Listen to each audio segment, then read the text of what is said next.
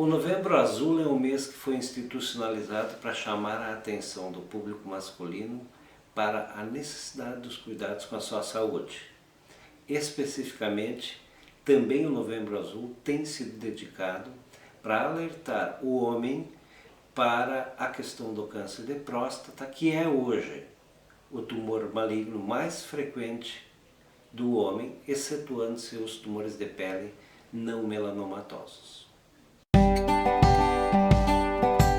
O câncer de próstata é o tumor maligno mais frequente do homem. Ele perde apenas em termos de incidência e prevalência para os cânceres de pele não melanomatosos. Isso significa dizer que o câncer de próstata é um dos tumores mais comuns que acomete o homem em todo o mundo. Especificamente no Brasil, o tumor de próstata é um dos tumores mais frequentes em todo o país e o mais frequente em termos de incidência e prevalência, principalmente nas regiões mais desenvolvidas do país, ou seja, região sudeste e região sul.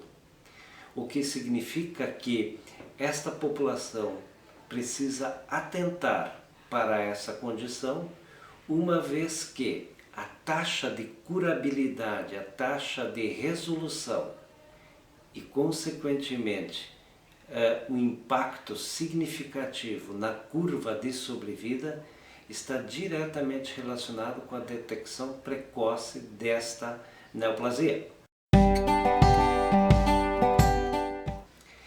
Existem diferentes grupos de risco para o câncer de próstata, entre os quais aqueles que têm uma maior predisposição para esse tipo de tumor são aqueles nos quais se identifica uma história familiar positiva, ou seja, o pai, um tio ou alguém, principalmente da linhagem masculina, paternal, com história de câncer de próstata. Aquele indivíduo ele passa a ter uma história positiva para uma maior risco de desenvolver neoplasia prostática.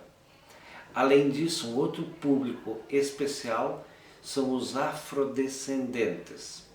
Existe toda uma explicação histórica e genética para essa questão, mas esse grupo em especial, além de ter taxas relativamente mais altas de câncer de próstata que o público geral, ele tem também tumores de próstata mais agressivos e com um potencial maior de evolução, com um impacto negativo na questão da sobrevida e na questão da curabilidade. De maneira que indivíduos com uma história familiar positiva e indivíduos que sejam ou que tenham uma afrodescendência precisam fazer uma avaliação mais precoce. Isso significa dizer que precisam fazer pelo menos uma avaliação por ano a partir dos 40, 45 anos de idade. Os caucasianos, ou seja, indivíduos de raça branca, apresentam uma menor taxa de câncer de próstata e potencialmente tumores com menor potencial de agressividade. Podem fazer a sua avaliação a partir dos 45, 50 anos de idade. Essa é uma recomendação da Sociedade Brasileira de Urologia. O espectro de sintomas do paciente portador de câncer de próstata é muito largo, é muito amplo. Pode ser um indivíduo completamente assintomático, até indivíduos com sintomas bastante exuberantes. Completamente assintomáticos são aqueles indivíduos que não apresentam queixas nenhuma, especialmente no âmbito do hábito miccional, e que em algum exame de urina ou em algum exame de rotina ou em algum exame de próstata detectam uma alteração que justifique uma investigação complementar e se faça então um diagnóstico de câncer de próstata num indivíduo completamente assintomático. Por outro lado, existem indivíduos com sintomas bastante floridos e bastante amplos, especialmente na esfera miccional. Haja visto que a porção proximal da uretra, ela cruza a próstata na sua região mais central. Consequentemente, um aumento do volume da próstata pode produzir sintomas relacionados seja a uma hiperplasia benigna ou eventualmente a uma hiperplasia benigna da próstata associada com alguma condição mais grave como câncer de próstata. Além disso, outros sintomas como dificuldade miccional, sangramento na urina, que é chamado de hematúria, ou eventualmente até retenção urinária, ou seja, a impossibilidade de urinar, também podem ser ou fazer parte de um espectro de sintomas relacionados com câncer de próstata.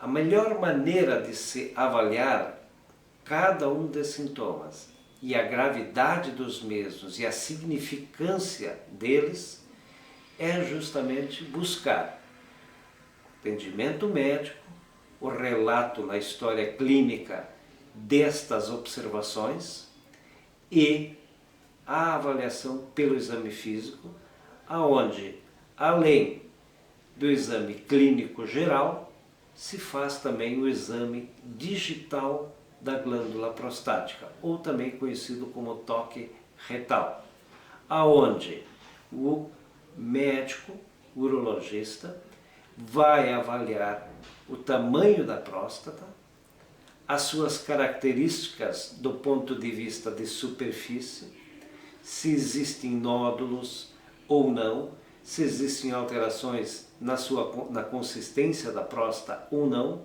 se existe assimetria entre os lobos direito e esquerdo da glândula prostática, ou enfim, qualquer alteração que justifique uma investigação complementar. Nesse sentido, além desse exame físico, o colega urologista normalmente e habitualmente pede exames gerais e exames mais específicos. E entre esses últimos, eu gostaria de citar a importância do antígeno prostático específico, também conhecido como PSA, que é uma proteína que é produzida normalmente pela próstata, mas que em algumas situações clínicas, como infecções na próstata ou uma hiperplasia benigna da próstata, e também, e aqui cabe sublinhar, no câncer de próstata, tende a apresentar uma elevação progressiva. A biópsia prostática é a maneira definitiva de você comprovar ou não que o indivíduo apresenta câncer de próstata. Quando é que é indicada a biópsia de próstata? A biópsia de próstata ela é indicada quando o indivíduo apresenta uma alteração ao exame digital da glândula prostática ou toque retal nas características da próstata, ou seja, um toque retal alterado e ou um exame do PSA alterado. Essas são as duas indicações para a realização da biópsia prostática, que nos dias de hoje é efetuada através de uma ecografia transretal e a partir de então se obtém material através de uma agulha que retira material da próstata e esse tecido prostático é encaminhado para o patologista que então vai nos passar o resultado final da análise anatomopatológica para caracterizar se esse indivíduo tem ou não câncer de próstata.